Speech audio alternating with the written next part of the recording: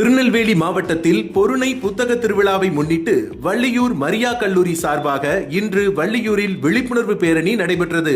இப்பேரணி வள்ளியூர் பகத்சிங் பேருந்து நிலையத்திலிருந்து மாலை 3:30 மணி அளவில் தொடங்கி முக்கிய வீதிகள் வழியாக நடைபெற்றது. இந்நிகழ்வில் சுமார் 800 மாணவிகள் மற்றும் ஆசிரியர்கள் கலந்து கொண்டு புத்தக வாசிப்பின் முக்கியத்துவம் மற்றும் அறிவு வளர்ச்சியை வலியுறுத்தும் வகையில் விழிப்புணர்வு ஏற்படுத்தினர். பேரணியானது அமைதியாகவும் பாதுகாப்பாகவும் நடைபெற வள்ளியூர் காவல் நிலைய காவல்துறையினர் தேவையான பாதுகாப்பு மற்றும் போக்குவரத்து ஒழுங்குமுறை பணிகளை மேற்கொண்டனர்.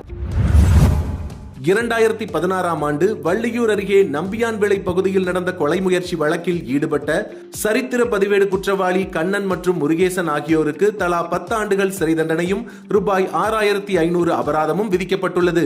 மேலும் ராதாகிருஷ்ணன் மற்றும் ராஜேஷ் ஆகியோருக்கு ஓராண்டு சிறை தண்டனையும் ரூபாய் 1000 அபராதமும் விதித்து வள்ளியூர் சார்பு நீதிமன்றம் இன்று தீர்ப்பளித்தது. இவ்வழக்கில் சாட்சிகளை நீதிமன்றத்தில் ஆஜர்படுத்தி குற்றவாளிகளுக்கு தண்டனை பெற்று தந்த வள்ளியூர் காவல் ஆய்வாளர் திரு சுரேஷ்குமார் அவர்களை மாவட்ட காவல் கண்காணிப்பாளர் டாக்டர் வி பிரசன்னகுமார் IPS அவர்கள் வெகுவாக பாராட்டினார்.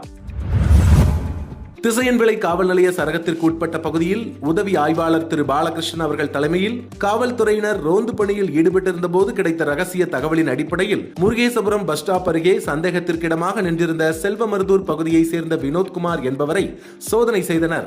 சோதனையில் அரசால் தடை செய்யப்பட்ட மனித உயிருக்கு தீங்கு விளைவிக்கும் கஞ்சாவை அவர் விற்பனைக்காக வைத்திருந்தது தெரியவந்தது. இதையடுத்து காவல் உதவி ஆய்வாளர் திரு ஆண்டோ பிரதீப் அவர்கள் வழக்கு பதிவு செய்து வினோத்குமாரை கைது செய்து நடவடிக்கை மேற்கொண்டு வருகிறார்.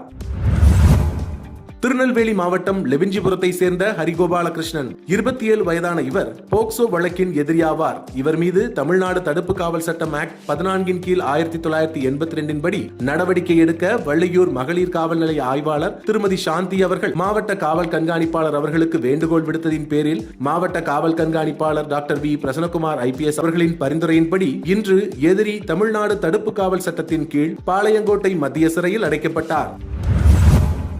உங்கள் பகுதிகளில் நடக்கும் செய்திகளையும் எங்களுக்கு அனுப்பலாம். திரையில் தெரியும் நம்பருக்கு வீடியோவாகவோ புகைப்படமாகவோ அனுப்பி அந்த செய்தி பற்றிய தகவலையும் பகிரவும். மீண்டும் நாளை செய்திகளில் சந்திப்போம். இந்த வீடியோ பிடிச்சிருந்தா லைக் பண்ணுங்க, கமெண்ட் பண்ணுங்க, உங்க நண்பர்களோட ஷேர் பண்ணுங்க.